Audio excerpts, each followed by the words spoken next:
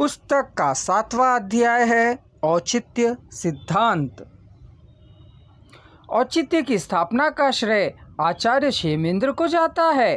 उनके द्वारा रचित ग्रंथ औचित्य विचार चर्चा इसका साक्षात प्रमाण है। ऐसा कहा जाता है कि इस तथ्य की विवेचना बहुत पहले से उपलब्ध होती है, तथापि क्षेमेंद्र ने उसे विस्तृत एवं व्यवस्थित कर एक सिद्धांत का रूप दिया, इसलिए उन्हें ही इस सिद्धांत का प्रवर्तक माना जाता है। ऐसा भी कहा जाता है कि जिस औचित्य तत्व का आनंदवर्धन और अभिनव गुप्त ने अपने ग्रंथों में व्यापक महत्व प्रदर्शित किया था, क्षेमेंद्र ने जिसे विस्तृत काव्य सिद्धांत के रूप में प्रतिष्ठापित किया, उस औचित्य तत्व के मूल उद्भावक आचार्य भरत मुनि ही है।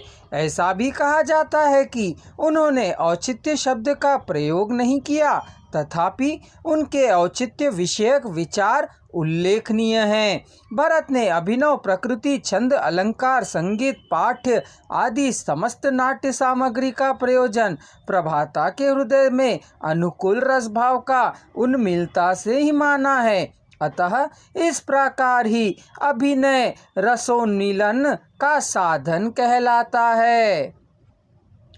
जहाँ तक अभिनव का विषय है, ऐसा कहा जाता है कि उन्होंने कहा है कि अवस्था के अनुरूप वेश होना चाहिए और वेश के अनुरूप गति और क्रिया, गति के अनुरूप पाठ्य और पाठ्य के अनुरूप अभिनय करना चाहिए। ऐसा कथन उन्होंने इस प्रकार किया है।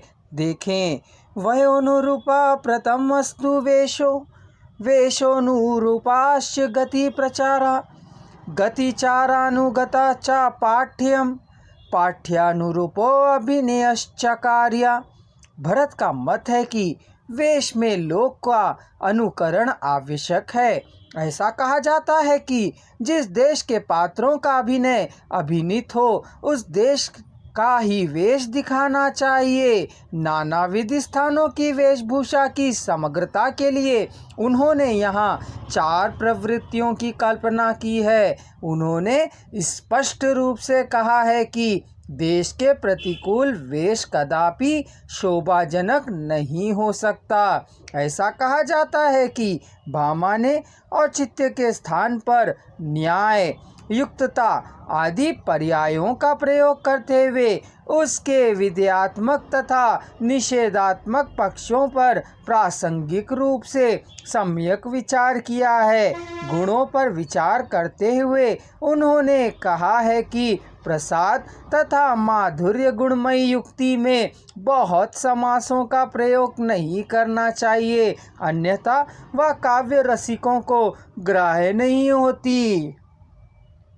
पर इसके विपरीत अगर हम देखेंगे तो पाएंगे कि ओज गुण के लिए समासों का विधान मंदार पुष्पों की रंज से लिपटे हुए बालों के समान शोभादायक होता है। दोष विवेचन में कुछ दोषों की अदोषता को स्पष्ट करते हुए भामा ने कहा है कि सन्निवेश वैशिष्ट्य से दुष्ट उक्ति भी उसी प्रकार शोभादायक हो उठती है, जैसे माला के मध्य में गुंफित नील पलाश।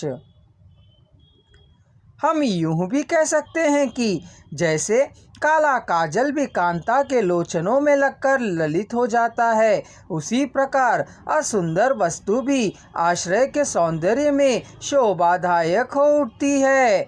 यहाँ पर भामा ने पुनरुक्त को दोष होने पर भी भय, शोक, हर्ष, विस्मय आदि भावों की अभिव्यक्ति के गुण को दोष होने पर भी भय, शोक, हर्ष, विस्मय आदि भावों की अभिव्यक्ति में गुण को स्वीकारा है। इसका आधार औचित्य ही है।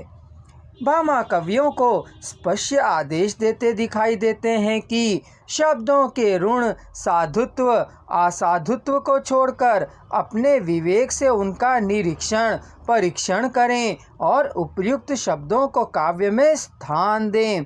इसका कारण शायद यह था कि असाधु शब्द भी सुप्रयुक्त होने पर उचित अर्थ और सौंदर्य का वाहक हो सकता है।